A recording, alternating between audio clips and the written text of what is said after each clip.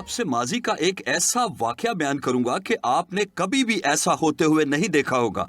ये बड़ी जबरदस्त दास्तान दुआ की कुदरत से मुतालिक है कि कैसे एक शख्स दुआ करता है और खुदा उस शख्स की जिंदगी को एक जबरदस्त तरीके से इस्तेमाल करता है। आपको मशहूर या अमीर होने की जरूरत नहीं, ना ही कोई बड़ा तालीम याफ्ता होने की जरूरत है, लेकिन आपका दिल ऐसा होने की जरूरत है जो खुदा को पसंद आ जाए। बाइबल कहती है क्योंकि खुदावन की आंखें सारी जमीन पर फिरती हैं ताकि वो उनकी मदद में जिनका दिल उसकी तरफ कामिल है अपने ताई कवि दिखाए। आपको इसके ताल्लुक से थोड़ी सी तारीख बताता चलूं। ये अभी 1990 का शुरू ही था और रूस अभी तकसीम नहीं हुआ था, लेकिन तकसीम होने के अमल में था। मैं मोल्दोवा में गया जो रूस का ही एक हिस्सा है और वहां मैंने यस्सु की मुनादी की और स्टेडियम दहरियों से खचाखच भरा हुआ था और वहां पर उस वक्त बाल्टी शहर में चंद हजार ही मसीह लोग थे। ये बहुत ही तारीखी प्रोग्राम था। उस शहर और उस मुल्क की तारीख में पहली बार ऐसा प्रोग्राम हुआ था और मैं आपको दिखाना चाहता हूं कि फिर क्या हुआ। जब मैंने कबूल करने की दावत दी, उन्होंने ऐसा होते हुए पहले कभी नहीं देखा था और ऐसी खुली दावत कभी नहीं दी गई। लिहाजा मैंने कहा, मसीह को पाना चाहते हैं तो खड़े हो जाएं। अगर आप मसीह को कबूल करना चाहते हैं तो मैं चाहूंगा कि आप अपने हाथ खड़े करें। किसी ने भी हाथ खड़ा नहीं किया। अब मैं सोच में पड़ गया क्योंकि मैं सोच रहा था कि पता नहीं क्या होगा अगर मैं कहता हूं कि सामने आए और अगर कोई नहीं आता तो शर्मिंदगी होगी, शहरी इंतजामिया भी मुखालफत करेगी और ये मजाक बन जाएगा। मुझे क्या करना चाहिए? मैं कशमकश में था।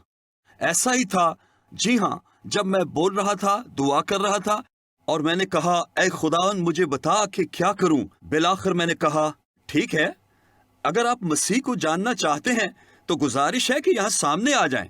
खेतों में काम करने वाली एक छोटी सी खातून सामने आई।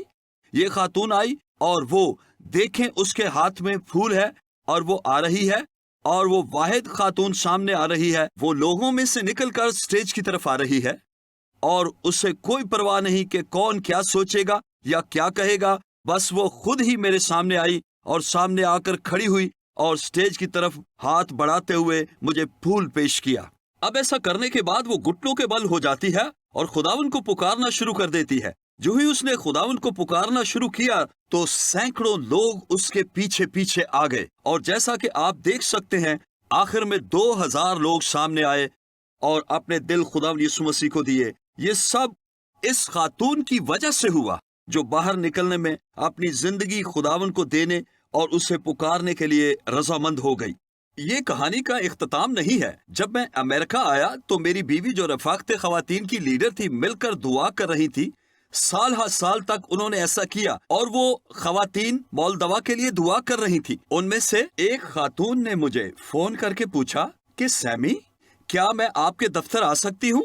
मैं आपको कुछ दिखाना चाहती हूँ। वो अपनी दुआया डायरी साथ ले आई और वो उस वक्त मोल्दोवा की एक किसान खातून के लिए दुआ कर रही थी कि जो उसे खुदा करने के लिए कह रहा है वो सामने आकर करे। जब उसने मुझे अपना कंप्यूटर दिखाया जहां उसने उस दिन की दुआएं रिकॉर्ड की हुई थी तो मैं हैरान रह गया। मुझे यकीन नहीं आ रहा था। अमेरिका में एक खातून ने दुआ की और मोल्दोवा में एक खातून को खुदा ने छू लिया। वो बहुत दिलेर खातून थी कि उन सब दहरियों की मौजूदगी में सामने आई और घुटने टेक कर दुआ की और खुदा ने उस मुल्क में इनकलाब पैदा किया।